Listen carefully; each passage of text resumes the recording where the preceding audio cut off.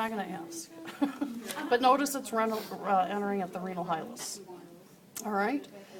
Skip all this because who cares? We're going to jump right to the arteries that are between the pyramids, alongside of the pyramids. That's interlobar arteries. So interlobar here, here. Then we arc around the top of the pyramid, and we're going to call that arcuate. Yes, and then we radiate out into the cortex, so cortical radiate. Not too bad, right?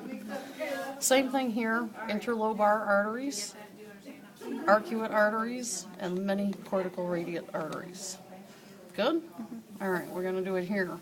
This would be an arcuate artery. This would be a cortical radiate artery. Okay? Now, branching off of the cortical radiate artery is an afferent arterial. Afferent arterial.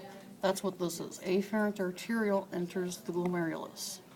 We have the glomerulus, filtration happens, and then blood leaves through the efferent arterial, right there. Cool? So if we had a little vessel coming off our renal corpuscle here, that would be efferent arterial. Efferent arterial leads to peritubular capillaries and vasorecta capillaries. Peritubular capillaries are in the cortex, surrounding our proximal and distal convoluted tubules. And vasorecta are in the medulla, and rectus, remember, means straight. So they kind of straighten out, and they're more around the loop of nephron loop. Can you go over that section again one more time? Arcuate artery, cortical radiate artery, afferent arterial, and then we have just a teeny tiny little efferent arterial. Peritubular capillaries and vasorecta. Good? Vasorecta, arteries and veins. Capillaries. Good, good? So where does the collection system factor in with the arteries? Like the reabsorption filtration? Yeah.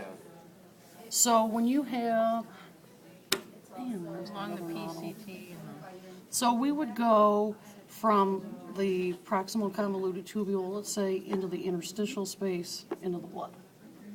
Okay. Does that help?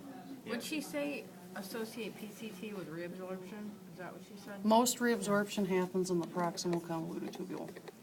You'll have, this is for physiology fun, in the descending nephron loop, you have water reabsorption only. In the ascending limb, you have sodium chloride reabsorption. And when I say reabsorption, I mean from the tubule into the interstitial fluid, into the blood. And then in your distal convoluted tubule collecting ducts, you'll have sodium reabsorption, potassium secretion, and water reabsorption if you have the hormones aldosterone and ADH. So this is hormone reabsorption secretion. PCT is what? You have to have hormones for the reabsorption secretion. When we say PCT is for reabsorption and secretion, and secretion. if you have the PCT hormone. The PCT, you don't need hormones. No. Cool? When we say secretion, we mean from the blood to the interstitial fluid to the tubule. What is